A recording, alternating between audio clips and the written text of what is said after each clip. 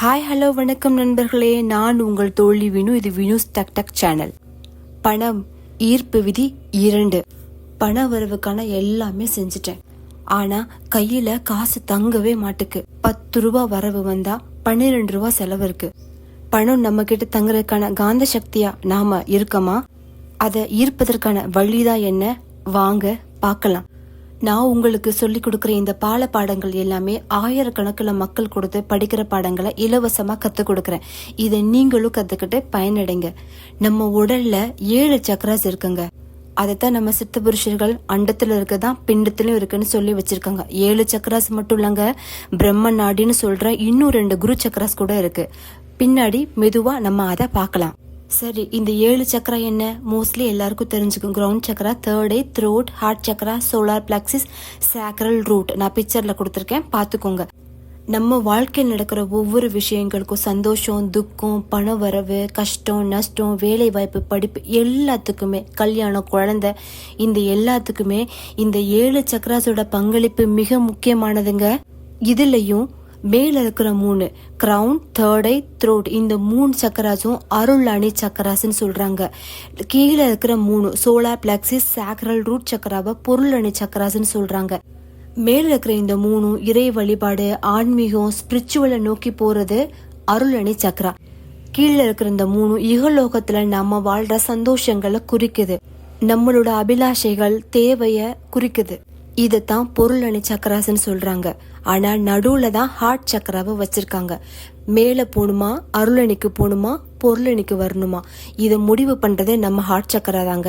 இந்த ஹார்ட் சக்கரால தான் இந்த பிரபஞ்சம் பணத்தையும், நம்ம ஈர்க்கக்கான பணத்தையும், நம்ம மற்றவங்களுக்கு மேல செலுத்துற அன்பையும், நம்ம ரிலேஷன்ஷிப் இஷ்யூவையும் குறிக்கிறதே இந்த ஹார்ட் சக்கரா தாங்க. இப்போ புரியுதா? பணமும் உறவும் தான். நீங்க பொருள் அணியோட ஒன்றி வாழ போறீங்களா, இல்லைன்னா அருளணியை நோக்கி போறீங்களா? வேற ஒண்ணு இல்லைங்க. காசும் நல்ல உறவும் இருந்தா இந்த ஜென்மத்துல நிம்மதியா வாழ்ந்து முடிச்சிட்டு போயிட்டே இருக்கலாம்.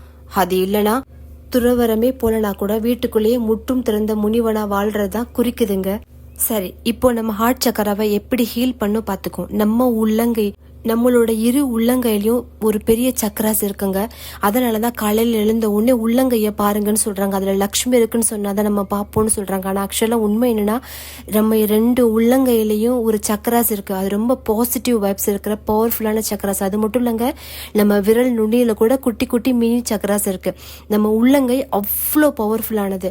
உள்ளங்கைய நல்லா தேய்ச்சிக்கோங்க. நல்லா தேய்ச்சிட்டு சேம் இதுக்கு முன்னால நான் ஃபர்ஸ்ட் ஈர்ப்பு விதி 1ல சொன்ன மாதிரி மணி கம்ஸ் டு மீன்னு சொல்லுங்க. அப்படி இல்லைன்னா தனம், பணம், தினம் தினம்னு சொல்லுங்க.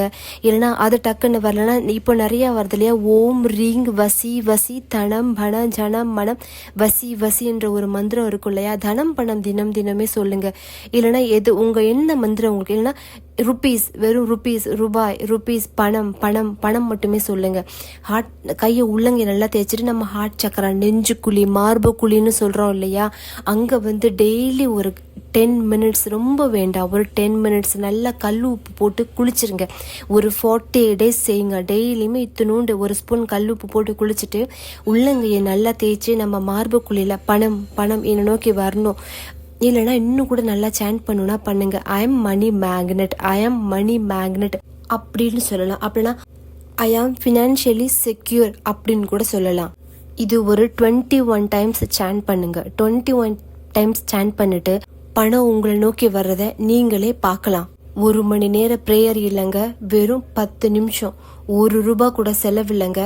நம்மளை நாமே ஹீல் பண்ணிக்கிற செல்ஃப் ஹீலிங் மெத்தட் தாங்க இது. இதை எங்க வேணாலும், எப்படி வேணாலும், எப்படினாலும் உட்காந்துட்டு, பஸ்ஸில் உட்காந்துருக்கீங்க, காரில் உட்காந்துருக்கீங்க, கட்டிலில் உட்காந்துருக்கீங்க, டசன்ட் மேட்டர். நீங்க ஆனா செய்யுங்க. எங்க உட்காந்து செய்யறீங்க, எப்படி செய்யறீங்க, அதுதான் முக்கியம். ஆனா செய்யுங்க. கண்டிப்பா நிச்சயம் உங்க வாழ்க்கையில மிகப்பெரிய மாற்றத்தை உணர்வீங்க.